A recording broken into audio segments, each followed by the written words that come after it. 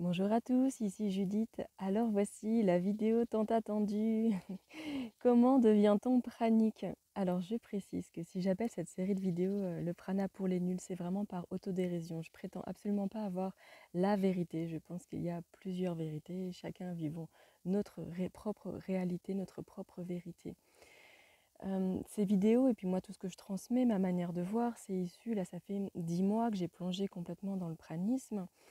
Je me suis beaucoup intéressée à ça, j'ai vu des interviews, j'ai discuté avec des personnes praniques, j'ai suivi des processus et j'en ai proposé aussi. Donc voilà, c'est issu de tout ça que je me fais ma propre idée, ma propre réalité autour du pranisme, sachant qu'il n'y a pas d'études scientifiques faites dessus, pour autant que les études scientifiques soient vraiment la réalité, entre guillemets.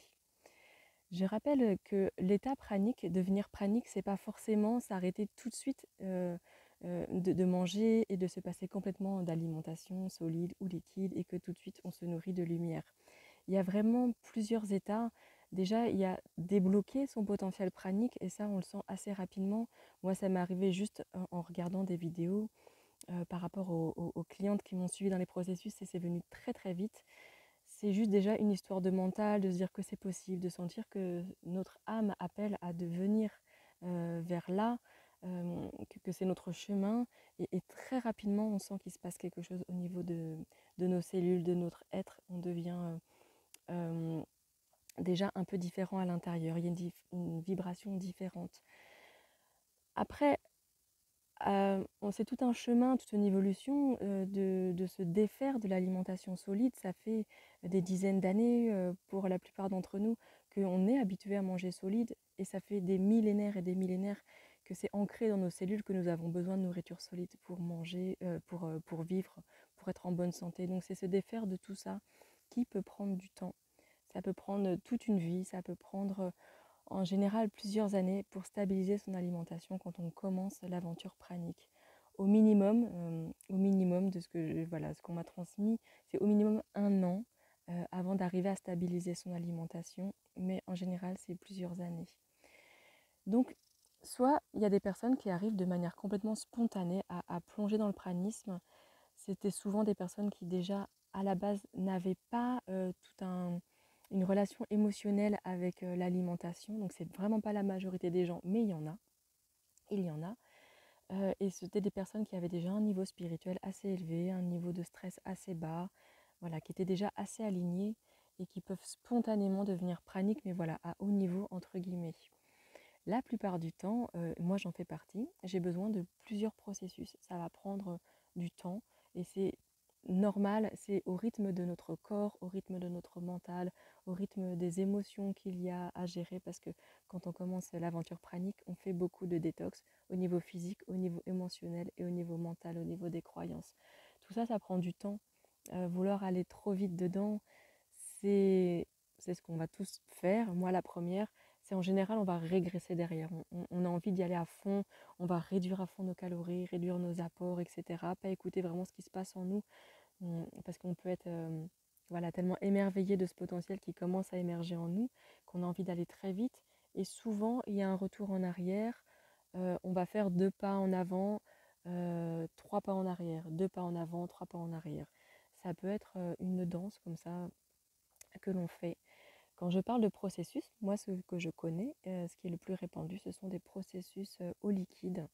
Donc c'est se nourrir essentiellement, exclusivement de liquide. Dans le processus Nirara, donc celui que je partageais auparavant, que j'ai commencé en faisant les processus Nirara, il y a 2 journées soupape sur 21 jours au liquide, donc 2 journées soupape, le troisième et le 11e jour, il me semble, où on remange solide pour calmer le mental. Moi, je me suis aperçue que ça ne me convenait pas parce que quand je commence à être lancée dans le liquide, tout d'un coup, avoir la possibilité de manger solide, ça fait que je saute dessus et que ça me réenclenche en fait des envies de solide. Donc, en fait, de ne pas du tout apporter de solide pendant mes processus, pour moi, c'est ce qui fonctionne vraiment le mieux. Pourquoi au liquide? Euh, Tout simplement, c'est pour mettre notre système digestif au repos complet. C'est comme si l'organisme se disait: ah tiens, j'ai plus d'alimentation, d'apport énergétique par mon système digestif, donc je vais aller le chercher ailleurs. voilà, les cellules s'ouvrent au prana, à l'énergie qui nous entoure. Ça, c'est ma vision. Euh, D'être vraiment au liquide, ça permet vraiment au corps de se détoxifier. Et c'est en général, il y a plusieurs phases. Donc la première phase pendant le processus au liquide, c'est la détox physique. Donc on va être fatigué, on va avoir mal de tête, on peut avoir les symptômes qui reviennent. Voilà, tous les effets d'une détox que j'imagine vous connaissez déjà tous.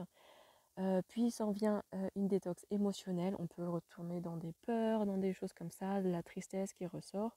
Puis après, ça devient une détox mentale où on va avoir des peurs parce qu'on voit que, par exemple, on a beaucoup réduit sa quantité de nourriture, même si elle est liquide et qu'on est vraiment moins de calories, etc. Il y a toute une détox mentale après qui s'ensuit. Tout le monde n'est pas voué à devenir pranique à haut niveau, entre guillemets. Quand je dis pranique à haut niveau, et c'est vraiment, j'aime pas trop cette expression parce que ça fait comme si à petit niveau, voilà, on est moins bien, on a moins bien réussi qu'à haut niveau.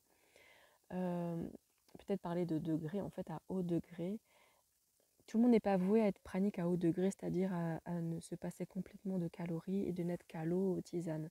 C'est même pas un choix de notre mental en fait. C'est pas parce qu'on se dit je suis motivé, je veux rester seulement à l'eau et à la tisane qu'on va y arriver. C'est vraiment le choix de notre âme. Euh, si c'est pas le chemin de notre âme, on n'y arrive pas. C'est tout simple. On n'y arrive pas. C'est voué à très peu de personnes en fait. C'est vraiment pour très peu de personnes de passer à un état vraiment avancé dans le pranisme.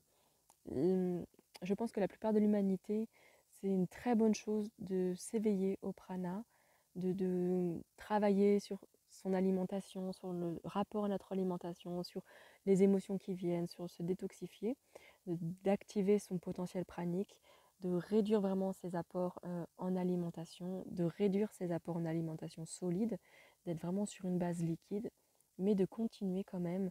Moi j'aime bien le terme danser, danser entre le solide et le liquide, entre des moments où je sens que je suis vraiment que au liquide parce que j'ai la possibilité de m'intérioriser, d'accueillir ce qui vient parce que quand je ne mange pas solide, il y a beaucoup d'émotions qui viennent, etc.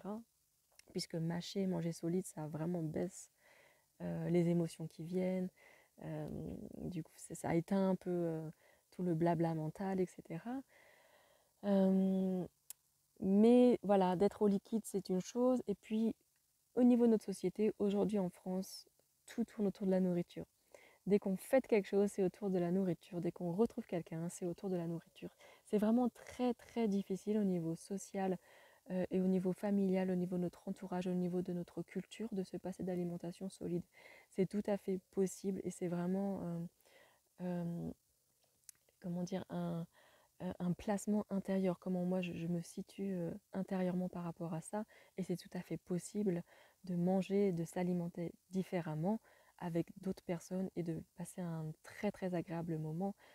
Voilà, quand on est crudivore, c'est comme ça. Quand on est végétarien, c'est comme ça. Quand on mange sans gluten, sans lactose, c'est comme ça. Quand on est qu'au liquide, voilà, c'est comme ça aussi. Mais ça demande quand même d'être assez aligné, d'être assez ancré. Et petite parenthèse, j'ai souvent entendu, moi j'ai besoin de manger parce que ça m'ancre. Moi j'ai vraiment ressenti à quel point d'activer mon potentiel pranique et d'être au liquide pouvait vraiment m'ancrer. Et je trouve qu'on fait souvent l'amalgame entre être ancré, c'est-à-dire être aligné, être en confiance, euh, ne pas être speed dans voilà, un brouhaha mental, d'être vraiment dans une tranquillité, une sérénité, ça c'est l'ancrage. Et quand on mange solide, on sent qu'il y a quelque chose qui descend, on pense que c'est l'ancrage, mais pour moi, c'est pas de l'ancrage, c'est on ravale ses émotions, on ravale le blabla mental et on a l'impression d'être ancré, mais en fait, on s'est densifié. Voilà le petit aparté que j'avais envie de faire. Au niveau des processus, traditionnellement, entre guillemets, ce sont des processus de 21 jours, parce qu'en plus, voilà, 21 jours, c'est le cycle d'une lune, c'est le cycle, par exemple, pour que toutes nos cellules se régénèrent, etc. Moi, j'expérimente que pendant des périodes voilà, de rush, où moi, c'est vraiment mon potentiel pranique qui m'a amené à faire des gros changements de vie. Euh, Là, je sors de 2 mois de gros changements de vie et c'est pas parti pour s'arrêter. Il y en a encore pour un moment. Je me sens pas du tout la possibilité, euh, que ce soit mental, émotionnel ou même au niveau de l'organisation, de faire 21 jours au liquide.